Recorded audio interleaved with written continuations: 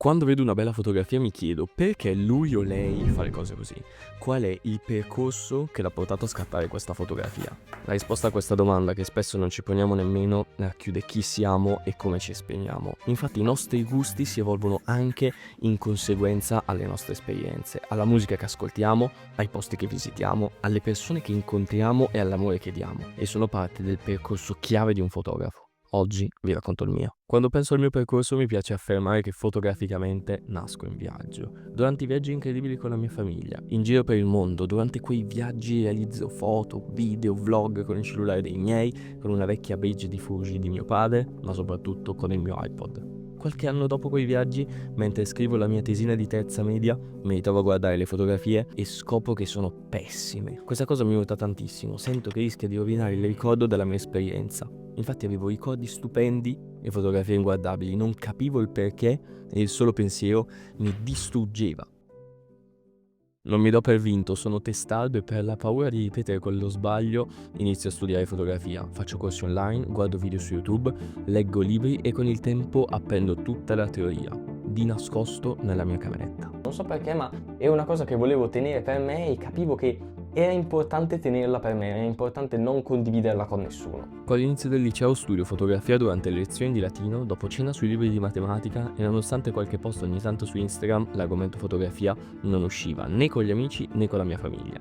All'inizio del seconda liceo le basi teoriche erano forti, ma non avevo una vera e propria macchina fotografica con cui fare pratica. Inizio così la ricerca della mia prima fotocamera che mi serve per applicare quello che ho imparato a livello teorico negli anni prima. Ho ancora i soldi dalla comunione da parte, studio i modelli in maniera minuziosa e ogni scusa è buona per prendere quei 5 euro in più, così come il risparmio spasmodico con 1000 calcoli che solo chi è piccolo e squattrinato può capire. Il 2020 mi stravolge la vita, durante la pandemia sapevo che mi avrebbero promosso sicuramente e mi butto a capofitto su fotografia e musica. Passo così le mie giornate, un momento di pura estasi e crescita personale per me. A fine lockdown compro la mia prima macchina fotografica, la mia Sony A6000 con il 1650 di kit e il 50 mm 1.8. Comincio a sperimentare, comincio a mettere in pratica quello che avevo imparato e una cosa super importante, comincio a postare su Instagram. Comincio a postare le classiche fotografie che si fanno con la prima macchinetta e delle fotografie abbastanza brutte, abbastanza banali,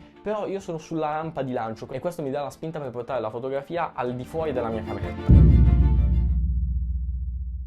A dicembre di quell'anno il mio entusiasmo, la fortuna, la voglia di fare mi fanno un ultimo grande regalo. Sono in studio fotografico a farmi fare dei ritratti con la mia famiglia e chiedo alla fotografa che ci stava fotografando se fosse possibile andare da lei per imparare a fare dei ritratti durante l'estate. Forse un po' perché colpita dall'entusiasmo, dalla mia voglia di fare, anche dal modo in cui gliel'avevo chiesto e da tutta la situazione che si viene a creare durante uno shooting, mi ha detto di sì. I mesi successivi passano tra l'ansia che la fotografa ci ripensasse e lo studio spasmodico del ritratto, perché ovviamente io volevo arrivare e fare bella figura. Imparo, mi metto lì, mi do una data di scadenza e poi quando arriva giugno io sono carico come una molla, faccio questa esperienza incredibile, arrivo in studio e assorbo tutto come una spugna e soprattutto assorbo la filosofia di quel luogo. Racconta le persone come le vedi, crea un ricordo e rendile felici. Ci sarebbero 1000 digressioni da fare solo su questa fase, non su tutta l'esperienza, solo su questa fase. Nel mezzo c'è il mio compleanno perché io li compio in estate e i miei amici mi regalano una luce,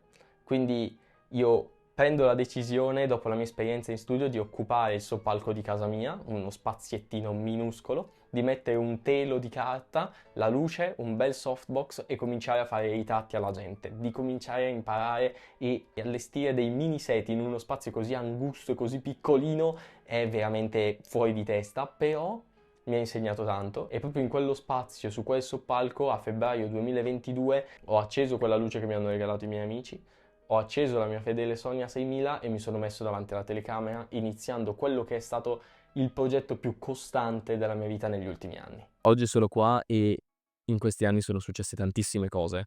Fallimenti, successi, risate, pianti, viaggi incredibili e ho conosciuto persone che mi hanno cambiato completamente la vita e le persone che c'erano già hanno continuato a cambiarmela e questa cosa qua è incredibile. Io non riesco a definire che cosa sia la fotografia per me oggi, ma sono sicuro che quando faccio una fotografia tutte le mie esperienze, tutte le cose belle che mi sono successe, tutte le cose anche un po' più brutte che mi sono successe vengono raccontate e vengono espresse in ogni scatto. Questa cosa per me è magica, io continuerò a seguire questa cosa qua perché dà un senso a tutto quello che è il raccontare se stessi, tutto quello che è un'esperienza e tutto quello che è il ricordo di qualcosa.